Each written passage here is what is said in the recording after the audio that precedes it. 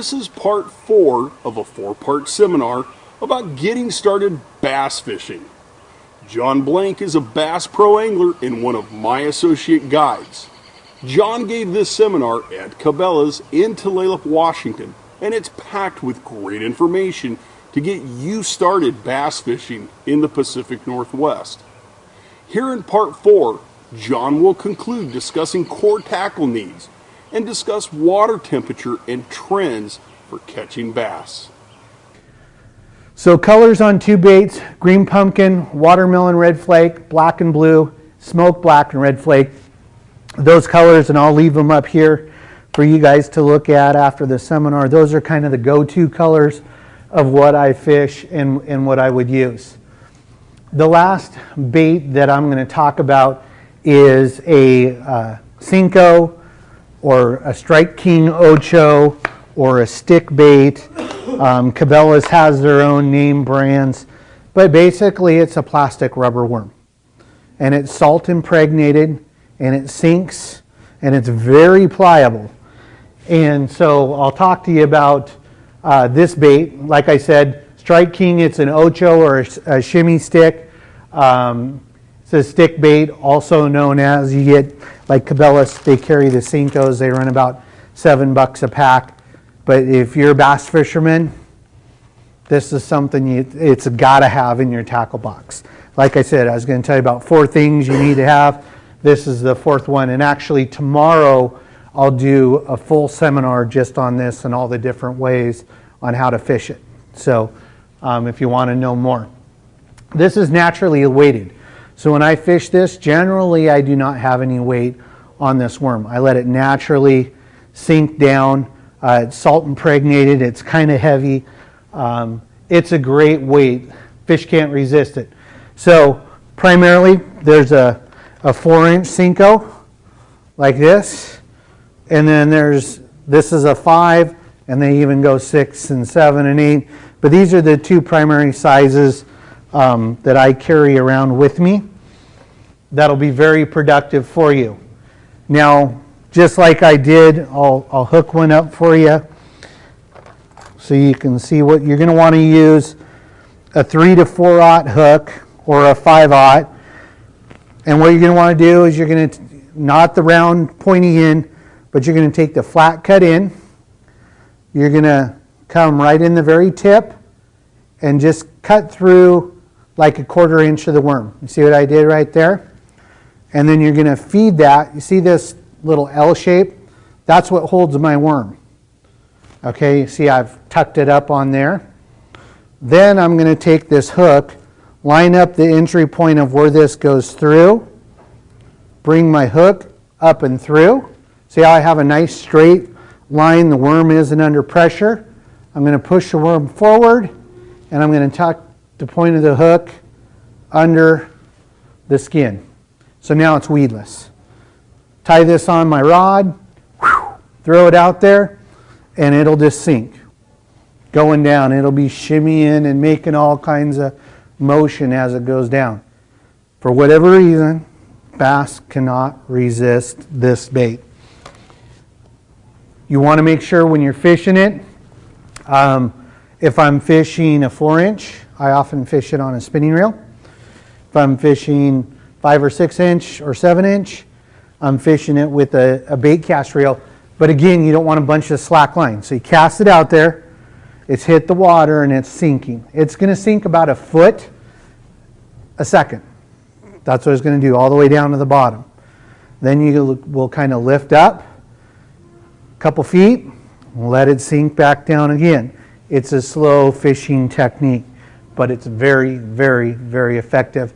And if you're new to bass fishing, it's also a good one to do. It's a year-round bait to go to, but definitely one to have in your tackle box. Colors: green pumpkin, watermelon red flake, bluegill, and watermelon are all the go-tos. You see all the natural colors I've talked about? There's millions of colors out there.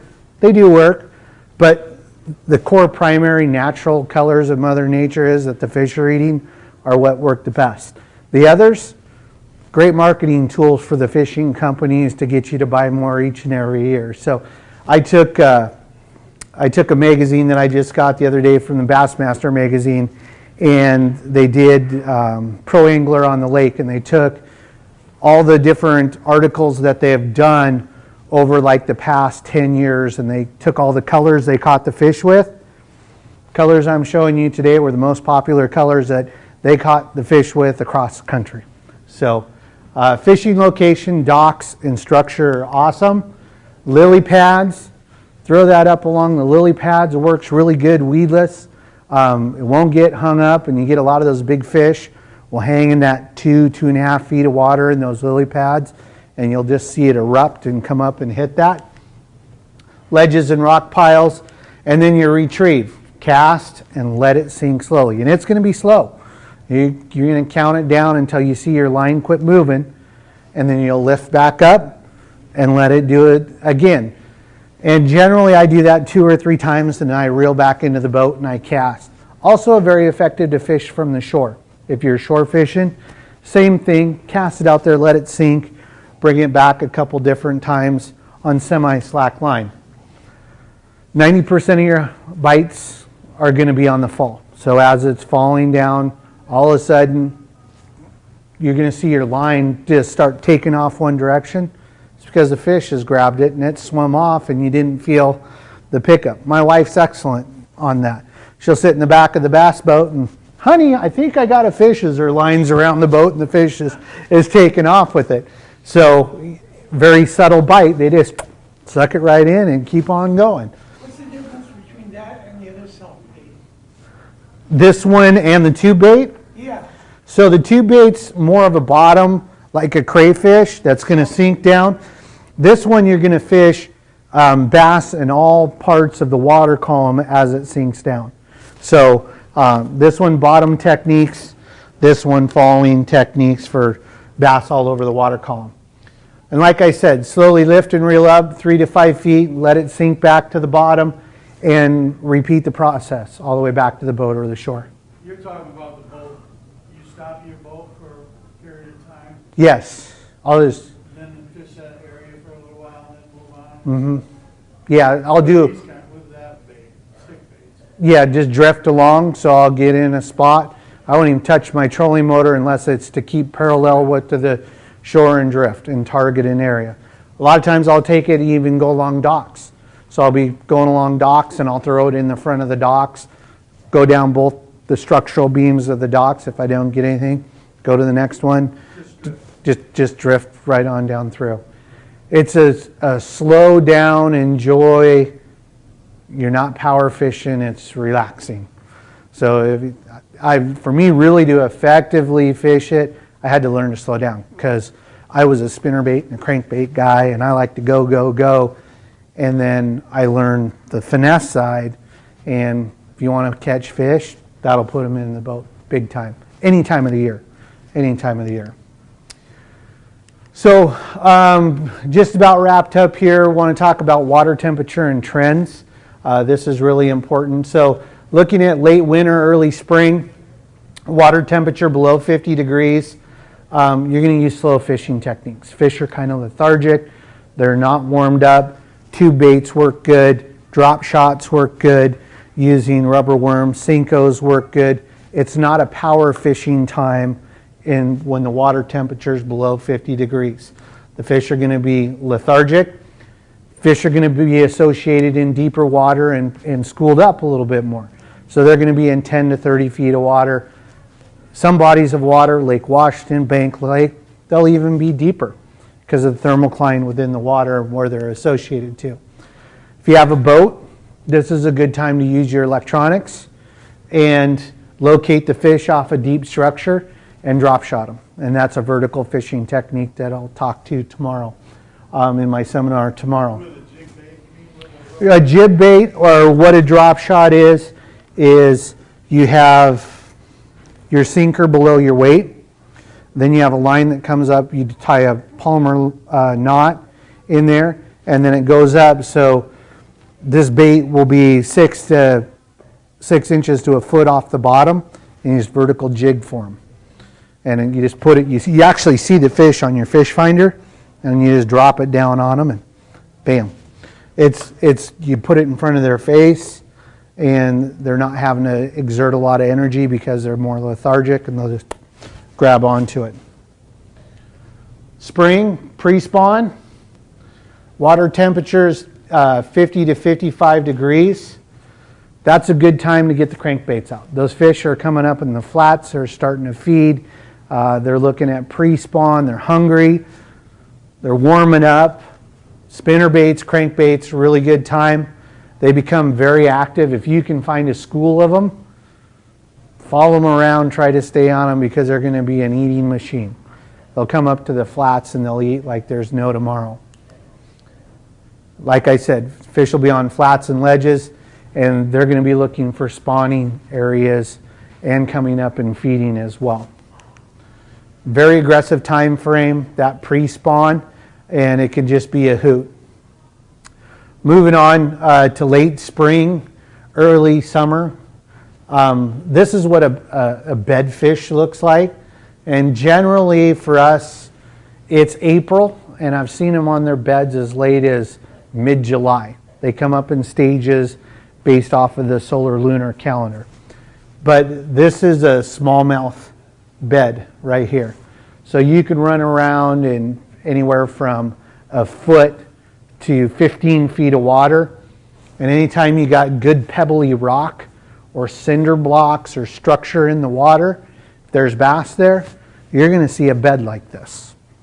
And what this is this is their bed. They've gone in, exposed the gravel. The male comes in and builds the bed. And he's up on the bed first. He lets out a pheromone which attracts the female to the bed. And at that time she lays her eggs. And that male, the female will lay her eggs. She'll get off of the bed in about 2 days after she has done that. And she'll go out into deeper water and move away and never see the eggs again. The male will stay on that bed and guard it until that fry hatches. And then he'll follow the fry for about a week and a half, and guard the fry as they get bigger and move throughout the lake. It's really fun to take the two baits and the worms and the lizards and throw on those beds. You put on polarized glasses, you can see beds all over the place. You throw on it and they'll pick it up and grab it and move it off their bed. They don't want anything on their bed. They're very possessive of it. So anything encroaches it, they're going to bite it. And you can sit there and have 40, 50 fish, half days out fishing, catching 3-4 pound bass all day long when they're up on their beds. But you got to know what you're looking for. Generally it's a bigger outer circle where they've parked it out, and then a small cleaned off area. But that's what really gives it off. In smallmouth, I mean, they could take an area as big as where I'm standing. I've seen one fish park it out and clean it all out like you see right here. Or it could be very subtle and small, like this right here, and see the fish sitting on its bed right there. Largemouth will have smaller beds that they make, but it could be in a foot of water. They're just barely covered in water. But those males will associate and they'll guard that bed. Sometimes they're hard to get to bite. If they've been caught a lot of times or pressured, they'll get spooked and they'll come off the bed and stay away. You just got to back off of it a little bit, and they'll come back to the bed and get the bait. So sight fishing is your primary technique. And again, those beds are going to be in 1 to 15 feet of water. Two baits and stick baits are great to throw on beds, and so are lizards. Really good for that. Summer, water temperatures over 60 degrees. Fish are going to gravitate to structure and shape. So docks, tree overhangs, sunken logs, that's where the fish are going to go. That's where I start when I go to those areas. All fishing techniques are going to work. There'll be times where they'll hit crankbaits, all the bottom fishing and all that. That'll still work as well, all the techniques we talked about today. And then fall and winter, dropping water temperatures. Fish are going to be very aggressive in September and October. They're getting ready to go into their winter and move off into the deeper water. They feed very aggressively. So just like pre-spawn, when you get into wintertime, they're going to be on the rocky flats and ledges, eating a lot of crayfish as much as they can to build up the weight, to go to deep, and just so they can kind of go dormant for a while. And again, crankbaits are deadly that time of year. That pretty much wraps up my presentation. I would like to thank my sponsors, Peregrine Lodge, great fishing lodge out of Queen Charlotte Islands in Canada. They help support me on the tournament trail. Strike King Lures, Nixon's Marine, Rivers West Clothing, St. Croix Rods, Vicious Fishing Line, Abu Garcia Reels, Minn Kota, and Ridge to River Outdoors is a partner guide with us. So I'm here to answer any questions that you have. There's no seminar right after us, so I can hang around and you guys could take a look at the gear I use and any questions you have. I'd be more than happy to answer them for you. Well, that wraps it up for this 4-part seminar. I hope this information helps you get on the water to get into bass fishing. Make sure you subscribe to our YouTube channel and keep up on all of our videos. Thanks for watching.